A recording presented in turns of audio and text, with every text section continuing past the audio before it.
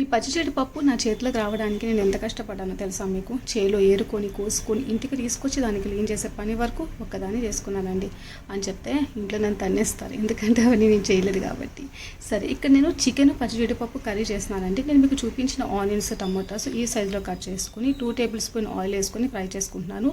అల్లము వెల్లుల్లి ఈక్వల్గా తీసుకొని గుప్పెడు జీడిపప్పు కూడా తీసుకొని ఫ్రై చేసుకోండి. ఇలా ఫ్రై అయిన తర్వాత వీటిని నీట్గా పేస్ట్ చేసుకొని పక్కన పెట్టేసుకోండి. ఇదే ప్యాన్లో ఆయిల్ వేసుకొని పచ్చిమిర్చి వేసుకొని మనం పేస్ట్ ప్రిపేర్ చేసి పెట్టుకున్నాం కదా, ఆ పేస్ట్ ఇందులో వేసేసుకొని నీట్గా ఫ్రై చేసుకోండి.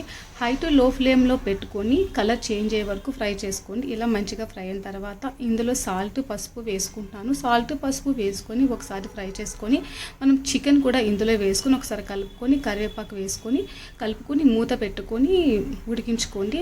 వాటర్ ఊరుతూ ఉంటుంది కదా, వాటర్ అంతా దగ్గర పడే వరకు ఇలా ఉడికించుకొని ఇందులో కారము, ధనియాల పౌడరు, జీలకర్ర పౌడరు వేసుకొని ఒకసారి కలుపుకొని వాటర్ వేసుకోండి. వాటర్ నేను చూపిస్తాను కదా, ఇలా వేసుకుంటే సరిపోతుంది. ఇప్పుడు హై ఫ్లేమ్లో 2 మినిట్స్ వదిలేయండి. తర్వాత లో ఫ్లేమ్లో పెట్టుకొని మన పచ్చి జీడిపప్పు ఉంది కదా, దాన్ని ఇందులో వేసేసుకొని లో ఫ్లేమ్లో దగ్గరికి అయ్యే వరకు ఉడికించుకోండి.